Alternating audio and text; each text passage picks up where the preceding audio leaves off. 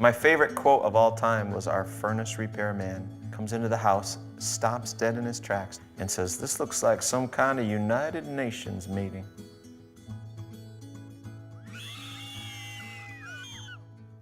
I was born in Bangkok, Bangalore, India. Connecticut, And I was born in Romania. Ethiopia. which is in Africa. And China.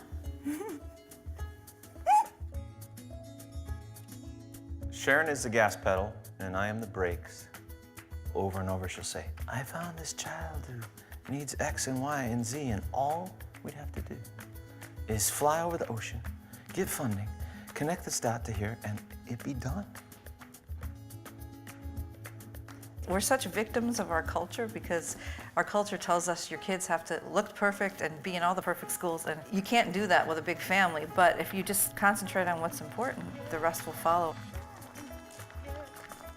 People discouraged us. They thought we were going to ruin our lives by taking all these special kids, and they said, "You don't know what to do." And it's true that we had no experience and we didn't really know how to raise them, but you see what happens with unconditional love. You give a person unconditional love and they blossom.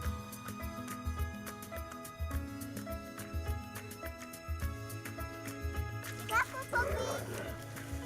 Never know what happened next.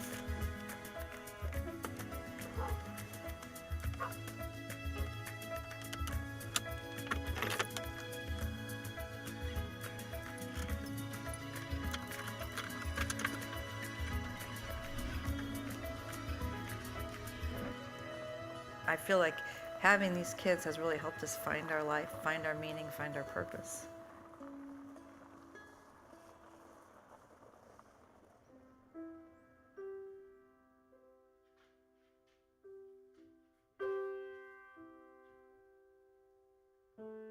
It took me decades to figure this out, but there's no physical thing that you can buy that's actually going to give you true peace and happiness.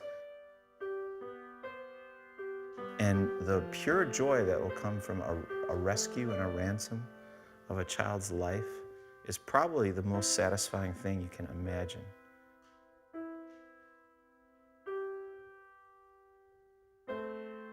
We talk about adoption.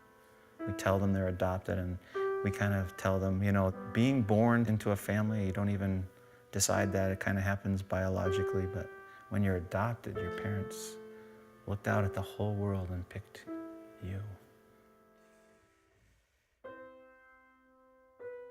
You think that they don't really know the gravity of them being rescued or saved. Then you'll see them in an external setting, like one of them is in front of 300 people last Friday night, and he tells people that he probably wouldn't be alive if he hadn't been adopted by his family. Those are like the goosebump moments when you go, he's got it.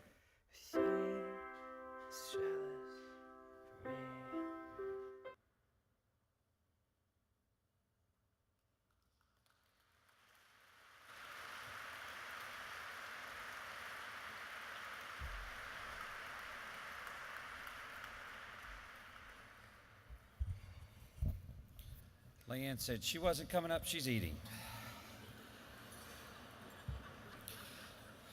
There we go with that 3% again. Pretty amazing, wasn't it? It really should bother you a little bit, because we know it does us, to think about the ones that fall through the cracks. There's so much potential out there, and it's up to us not to let it fall through the cracks. We're going to take a quick break for dinner. And obviously, those of you who might have seen the movie certainly know the answer to this question, but I'll ask it anyway. What is Leanne's favorite thing to make for dinner? You got it, reservations. They told me we're running behind, so eat fast. No bread, you don't need it anyway, so hurry up. Please pay attention as you eat to the screen behind me for the names and the faces of the 2013 Angels in Adoption. Whoop! Hello. So is everybody having fun? All right, so we're back here. And pipe down, everybody, sit down, hush. Show's on the road here. All right, hope you enjoyed your dinner, and we're getting ready to have dessert. Probably some of you are a little more eager to have dessert than others. It's time to introduce you to the Executive Director of the Congressional Coalition on Adoption Institute, Kathleen Strotman. Ms. Strotman comes to her role at CCAI after nearly a decade working as a legislative aide on Capitol Hill. Now 15 years in the field of adoption and foster care policy, she is a sought-after expert. Kathleen's appeared on C-SPAN, Fox News, CNN, and NBC News. But perhaps her favorite starring role is that of wife and mother to her 3 young children, Grace, Noah, and Lehman, and a baby because she is pregnant. Without further ado, please let me welcome a dear friend and someone that I admire greatly. Welcome Kathleen Strotman to the stage. No, more. This lady works her butt off.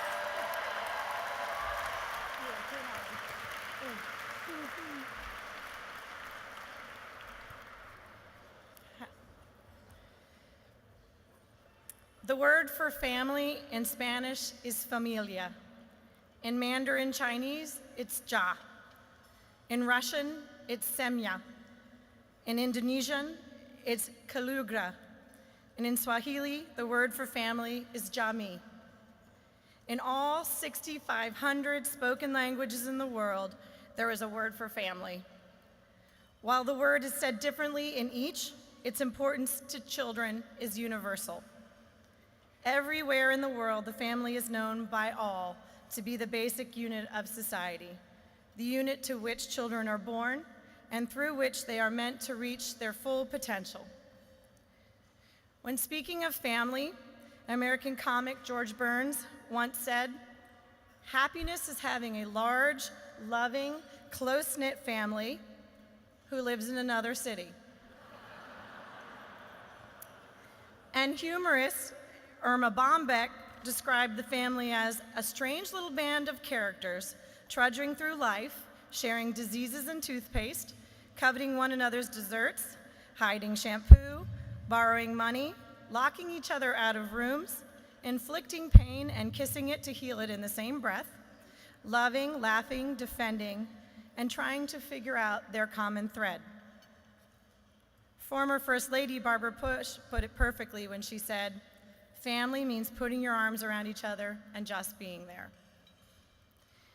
These heartfelt tributes to family are matched equally by scientific evidence that a family plays a fundamentally important role in the development of a child. Co-founder of Head Start, Dr. Yuri Brofiner said, "In order to develop normally, a child requires activity with one or more adults who have an irrational, emotional relationship with that child. Somebody's got to be crazy about that kid. That's number one, first, last, and always." I have been blessed to attend some of the best schools in the United States. And in the 25 years of my education, I have learned many of life's certitudes. I learned that the square foot root of 144 is 12. I learned every sentence must have a subject and a verb. And I learned that the force that takes an object from a higher point to a lower point is called gravity. I cannot tell you precisely when I learned it is that family matters. Maybe it was through the countless times that my parents demonstrated their complete, irrational love for me. I never once doubted that they would be there for me. I grew up completely secure in the idea they would always protect me. And because they told me every single day how special I was, I grew up believing that I could do anything. Maybe I've learned about how much family matters because I've become a mother to 3 children. Like my mother before me, I would go as far as to lay down my life for my kids. Believe me, Dr. Brofiner, I know what you mean by crazy. Is there a parent in this room who is not crazy in love with your children? What's amazing is that this is a pure and unconditional love like no other we've ever experienced. And that is why CCI exists, because we believe with all our hearts that every child in the world not only deserves to know that kind of love, but needs to. We know that a nurturing relationship with a parent is not a luxury meant for a precious few, but a biological necessity of all children everywhere.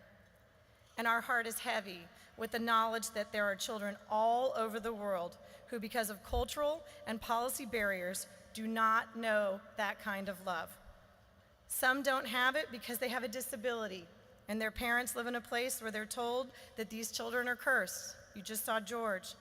Others don't have it because they're older, and society has told them just to hold on for the day when family will no longer be necessary. And we think that's unacceptable. A few years ago, this room was brought to tears as National Award winner Scott Fujita, a 6'5", 250-pound linebacker for the Cleveland Browns, talked about his 5'2" Japanese-American parents and what they had meant to him. He said, "Ask any child in the world to describe what a family looks like, and you'll get a million different answers. But ask any child in the world what a family feels like, and the answer will always be the same."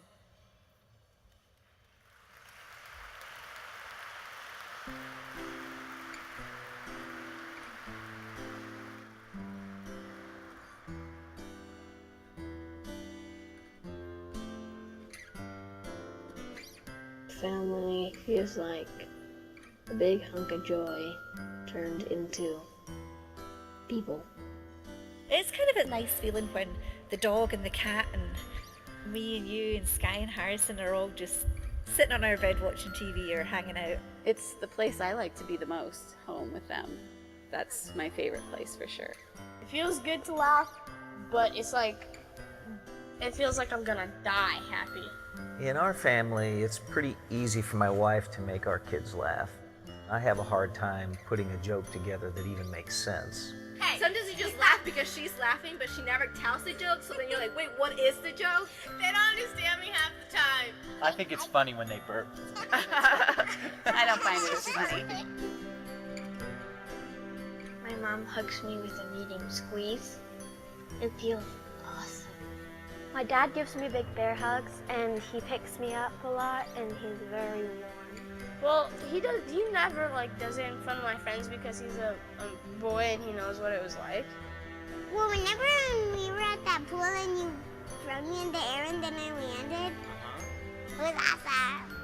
There's nothing that we want to say that isn't said in this house. There could be fights and stuff, but by the end of the day, really, we just forget about them and we're just all hanging out. You don't have to pretend to be anything that you're not. You are accepted for exactly who you are, and you will be loved unconditionally. We didn't realize how much we would become friends with our kids as they got older and went out on their own. And so that journey of becoming friends with other adults who are actually our kids, that's family for us. Having a family is like creating something, and you don't know ahead of time exactly what that's going to look like, but you get to see the whole process of creating it and have a hand in it. Home is us. Home is family. It's just our little gang of people hanging out. It feels good. It feels fuzzy. You can't put a face on love and you can't say what a family's supposed to look like. But we all certainly know what a loving family is supposed to feel like.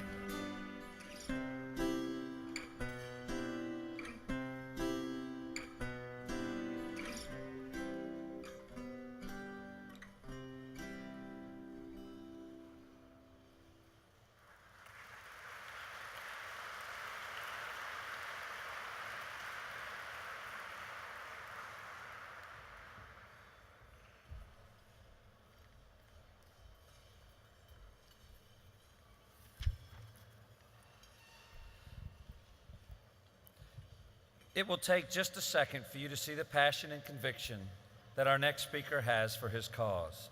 Congressman Trent Franks of Arizona has spent his whole life advocating for children. Before coming to Congress, he served as chairman of the Arizona House of Representatives Subcommittee on Child Protection and Family Prevention and the head of Governor's Office for Children in Arizona. Congressman Franks' passion to help all children find families is motivated by his faith and his experience as a father of his 5-year-old twins, Joshie and Gracie. Congressman Franks continues to put that passion to work for the millions of children in the world who still need a family.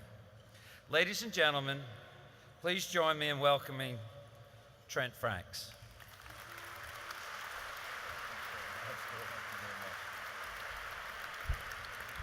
Well, thank you, Sean. And just for the record, Sean, that was the subcommittee on family preservation, not family prevention.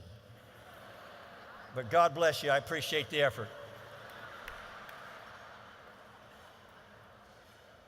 Like all of you tonight, I have been so deeply moved. The gathering tonight is a noble group of people who have made such a difference in so many children's lives, and I know that there are members of Congress here tonight, and I honor all of them, but I want to say a special word to one of them. There's a lot of partisanship in this town. I'm one of those conservative Republicans, and Senator Landrieu is not. But I will tell you that this lady has gained the deep honor and respect of so many of us for her courageous and her deep commitment to this cause, and I honor her.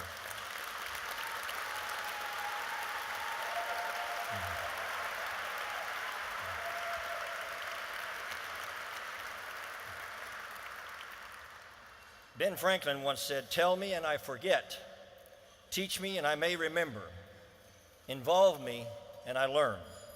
This simple statement is the very essence of CCAI's Foster Youth Internship, FYI program.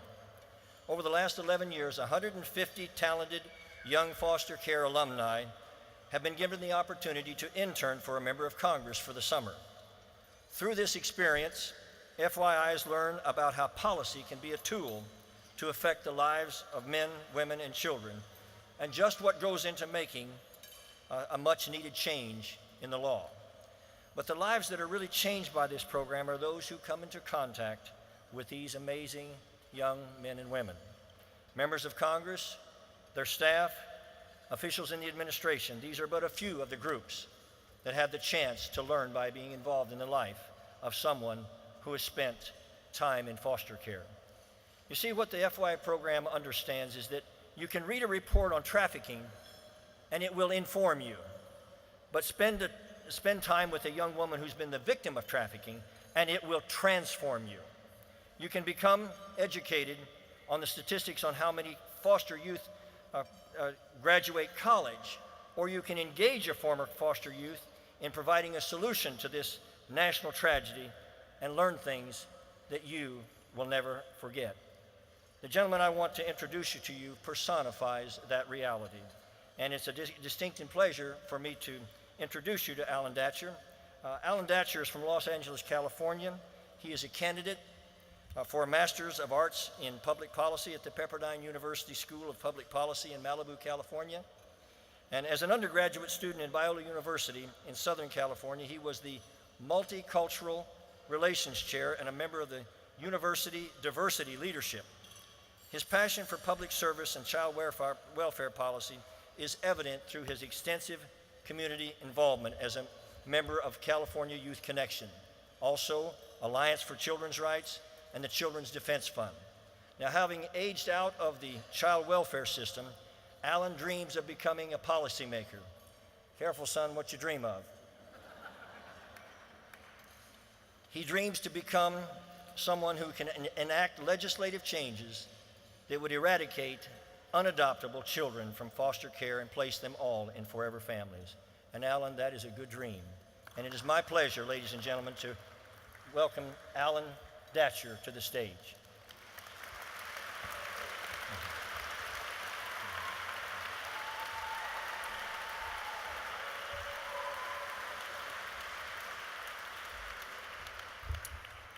Thank you, Congressman. First and foremost, I never thought I'd be in the same room as Duck Dynasty and Wolverine, so already I'm feeling kind of lucky. Well, good evening. I stand before you all here tonight, not only as a co-advocate and supporter of foster care and adoption reform, but also as an alumnus of the very same system. I was born a crack baby. the son of 2 drug-abusing parents. And while growing up in Los Angeles, surrounded by poverty and gang violence, I was a kid dealing with the residue of a broken home and a broken soul. Needless to say, my siblings and I were headed on a despondent path. It is an all too familiar storyline for many of those in foster care. A storyline whose impact can never be overstated. But then my angel came. She was in the form of my older sister, whose name is Angela. It's fitting, right?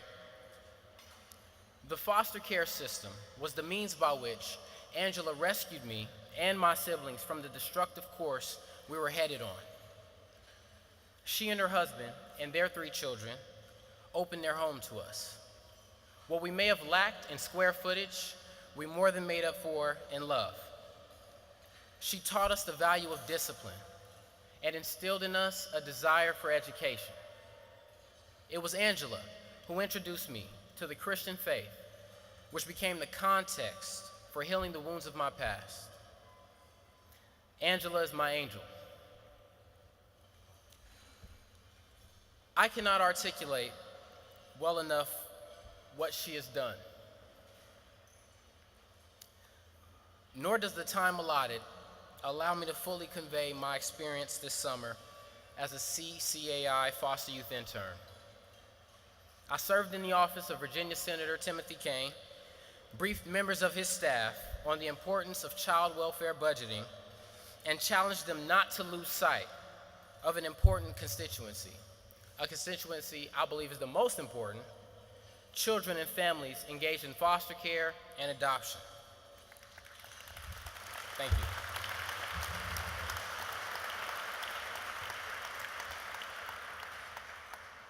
CCAI created a surrogate family of the interns this summer.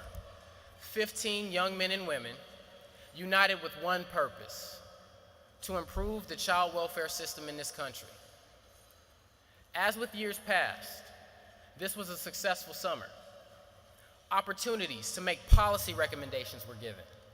Articles in local and national newspapers were written, and TV stations broadcast our stories. The Sarah Start Fund reinforced in us the importance of living up to our potential and made us better professionals and even better citizens.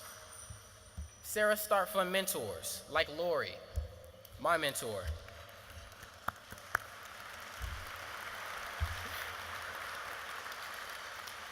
Sarah Start Fund mentors and CCAI board members opened their homes, offering up their personal free time to help us chart life.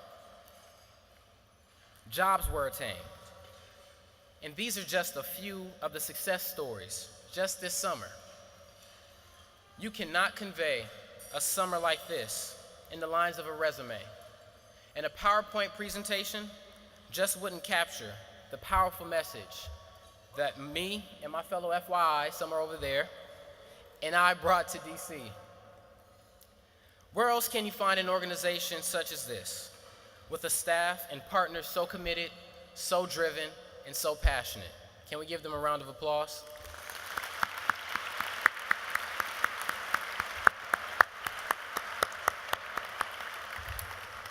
Kathleen, Allison, Sherry, Elle, Lori, Becky, and the other Becky, and the list can go on.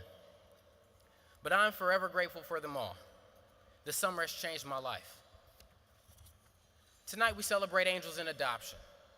We honor men and women who exemplify the qualities and characteristics of the very messengers of God. Men and women who spread a message of hope and purpose, a message pure and profound, that every child should have a safe, loving, and permanent family. Because the essence of serving children without families, without safe and loving homes, is truly nothing less than divine. You want to know if a nation is alive and well? Then look at how their children are being treated. You want to check the pulse of our nation? It is tied to the state of our children. This country does not need more politicians. This world needs more angels.